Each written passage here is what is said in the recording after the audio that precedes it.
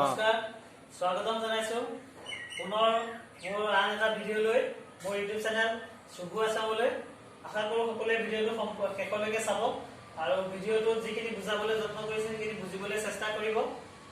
আগৰ ভিডিঅ'ত আমি এই বিষয়টোৰ ওপৰতে এই অনুশীলনীটোৰ ওপৰতে কিছু কথা আলোচনা কৰিছিলোঁ আৰু সেই তাত মই বুজাই দিছিলোঁ যে ৰেখা সমান্তৰাল সৰলৰেখাক এডাল ছেদকে ছেদ কৰিলে যিবোৰ কোণ উৎপন্ন হয় সেই কোণবোৰৰ বিষয়ে মই ধাৰণা এটা দিছিলোঁ আজি সমান্তৰাল সৰলৰেখাক এডাল ছেদকে ছেদ কৰিলে যে যিবোৰ কোণ উৎপন্ন হ'ব সেই কোণবোৰৰ মাজত যিবোৰ ধৰ্ম আছে সেইবোৰৰ বিষয়ে আমি জানিবলৈ যত্ন কৰিম আৰু যিসকলে এতিয়ালৈকে এই চেনেলটো ছাবস্ক্ৰাইব কৰা নাই শুভু আছাম চেনেলটো প্লিজ ছাবস্ক্ৰাইব কৰি দিব আৰু কমেণ্ট কৰিব লাইক কৰিব শ্বেয়াৰ কৰিব আজি আমি এই ভিডিঅ'টো আৰম্ভ কৰোঁ মই ইয়াতে এল আৰু এম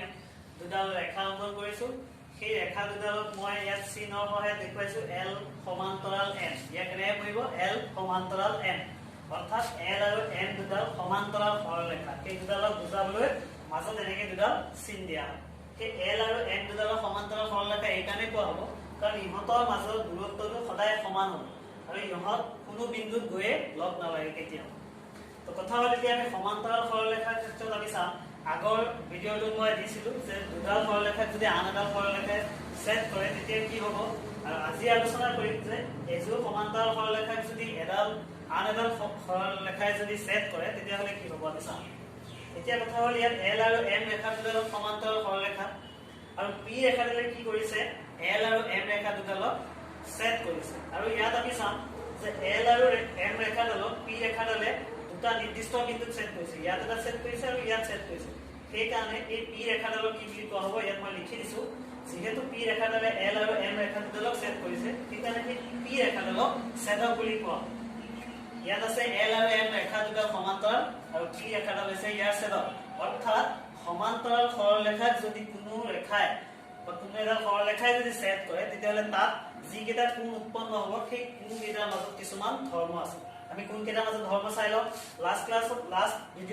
লাষ্ট ক্লাছত আমি দিছিলোঁ যে কোণবোৰক অনুৰূপ কোণ বুলি কোৱা হয় কোণবোৰ একান্তৰ কোণ বুলি কোৱা হয় সেইবিলাক আমি দিছিলোঁ আজি সেইবোৰৰ মাজত সম্পৰ্কটো আমি বুজি ল'ম তো আমি এইফালে আহোঁ ইয়াত মই লিখিছোঁ তাত যিটো পাইছোঁ 1 আৰু 4 নম্বৰ কোণটো সেই 1 আৰু 4 দুইটা কোণ সমান হ'ব ঠিক তেনেকৈ 2 আৰু 3 কোণটো সমান হ'ব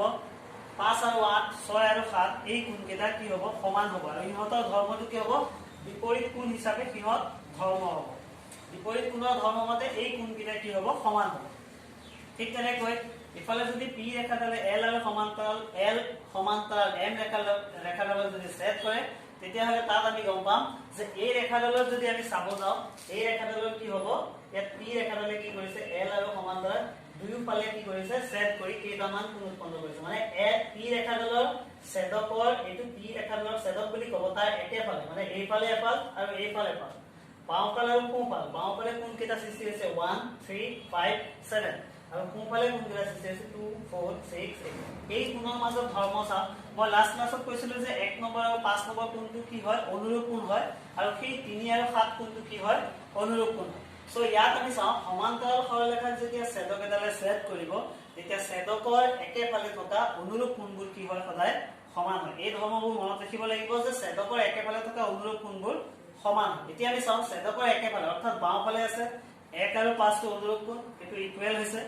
3 আৰু 7 টো হৈছে ছেদকৰ একেফালে থকা অনুৰূপ কোণ সেইটো ইকুৱেল হৈছে ঠিক তেনেকৈ ছেদকডালৰ ৰাইট সাইডে যদি চাওঁ তাত 2 4 6 8 এই চাৰিটা কোণ আছে সেইকেইটা ভিতৰত অনুৰূপ কোণ হৈছে 2 আৰু 6 যিটো ইয়াত সমান বুলি লিখিছোঁ আৰু এটা অনুৰূপ কোণ আছে ইয়াত 4 আৰু 8 যিটো আমি সমান বুলি লিখিছোঁ ঠিক তেনেদৰে আৰু এটা ধৰ্ম আছে সেইটো হৈছে ছেদকৰ যেতিয়া ছেদকে ছেদ কৰিব কোনো সমান্তৰাল সৰলৰেখাক যেতিয়া ছেদকেডালে ছেদ কৰিব তাৰ একান্তৰ কোণবোৰ কি হয় একান্তৰ কোণবোৰ সমান হয় আমি ইয়াত একান্তৰ কোণবিলাক এই ছেদক দুডালক মানে ইয়াত ছেদকডালে যি সমান্তৰাল সৰলৰেখা ছেদ কৰিছে মানে এল আৰু এম সমান্তৰাল সৰলৰেখা সেই সমান্তৰাল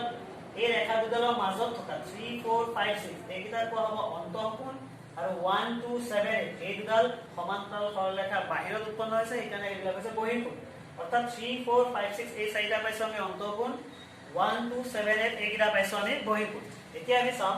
ইয়াত ধৰ্ম এটা কি আছে যে ছেদকে যেতিয়া ছেদ কৰিব কোনো সমান্তৰাল সৰলৰেখাক তেতিয়া তাৰ কি হ'ব একান্তৰ কোণবোৰ সমান হ'ব অৰ্থাৎ একান্তৰ কোণবোৰ হলে তোমালোকে চাবা সেই কোণবোৰ কি হ'ব লাগিব জেড শেপত হৈ থাকিব আমি যদি চিত্ৰটো এনেকে বনাও তেতিয়া এইটো এটা জেড শেপ হয় এই জেড শেপৰ 3 নম্বৰ কোণ আৰু 6 নম্বৰ কোণটো সমান হ'ব ঠিক তেনেকৈ 4 আৰু 5 টো সমান হ'ব ইয়াত আমি লিখিছো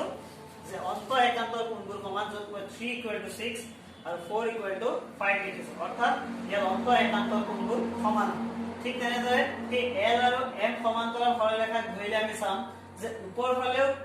কোণ চাৰিটা হৈ গৈছে এটা আছে 1 2 7 8 এইকেইটা হৈছে বহি কোণ ছেদক সমান্তৰাল সৰলৰেখা বাহিৰ ফালে সৃষ্টি হৈছে সেইকাৰণে এইটো বহি কোণ এই 1 2 7 8 কোণকেইটাও কি হ'ব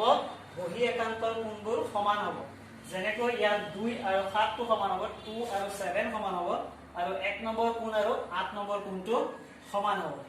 ঠিক তেনেদৰে যিবোৰ তোমালোকৰ কাৰোবাৰ হয়তো সেই অনুৰূপ কোণবোৰ একান্তৰ কোণবোৰ বুজিবলৈ অসুবিধা আছে মই লাষ্ট ভিডিঅ'ত আপলোড কৰি দিছো সেই ভিডিঅ'টো চাই ল'বা তাৰ একান্তৰ কোণবোৰ অনুৰূপ কোণৰ বিষয়ে মই ভালদৰে বুজাই দিছো যদি নাই বুজা মোক কমেন্ট কৰি জনাবা মই পৰৱৰ্তী ভিডিঅ'ত এইবোৰ বুজাবলৈ যত্ন কৰিম